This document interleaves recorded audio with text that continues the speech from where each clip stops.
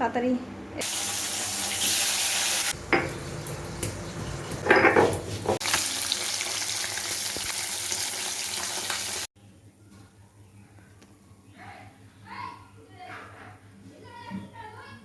আলুটা আমার ভাজা হয়ে গেছে গাইস, আলুটা তুলে নেব।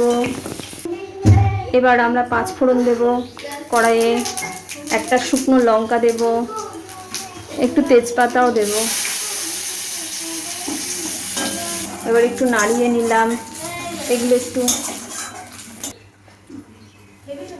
এবার আমরা একটু পেঁয়াজ দেব তেলের উপরে, বেশ নাড়াচাড়া করে নেব একটু ভালো করে। একটু রসুন বাটাও দেব, যেটাকে নাড়তে থাকবে। তারপরে একটু হলুদ দেবে, একটু লবণ দিলাম, একটু হলুদ গুঁড়ো দিলাম। আর এই যে বন্ধুরা সবই বাটা মশলা, ওই জন্য লঙ্কাটাও বাটা, দুটো শুকনো লঙ্কা, দুটো কাঁচা লঙ্কা দিয়ে ভালো করে নাড়িয়ে চাড়িয়ে নিলাম।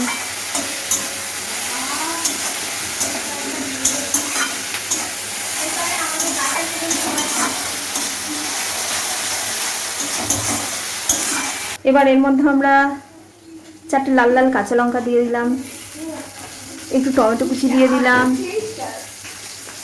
এটাকে ভালো করে নাড়িয়ে নেব। এবার কষাবো আমরা, দিয়ে 3-4 মিনিট পরে কষানোর পরে আমরা এটার মধ্যে জিরা আদা বাটা, ধনে বাটা এইগুলো দেব।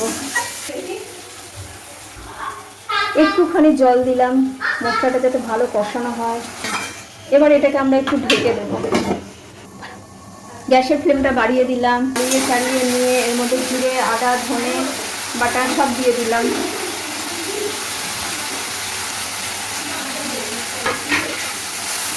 এবার মশলাটাকে ভালো করে কষাবো আমরা, যতক্ষণ না পুরো মাংস মশলাটা থেকে তেল বেরিয়ে আসছে।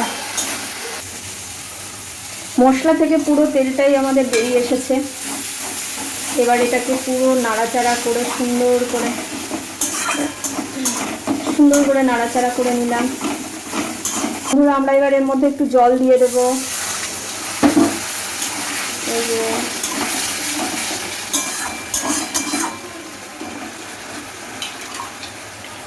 এবার জলটা ফুটতে দেওয়া পর্যন্ত অপেক্ষা করব আমরা।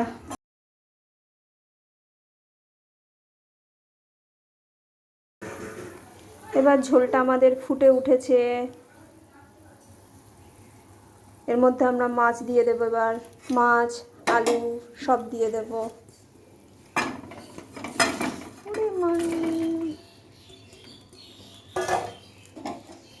এই যে বন্ধুরা মাছ আলু সব দিয়ে দিয়েছি।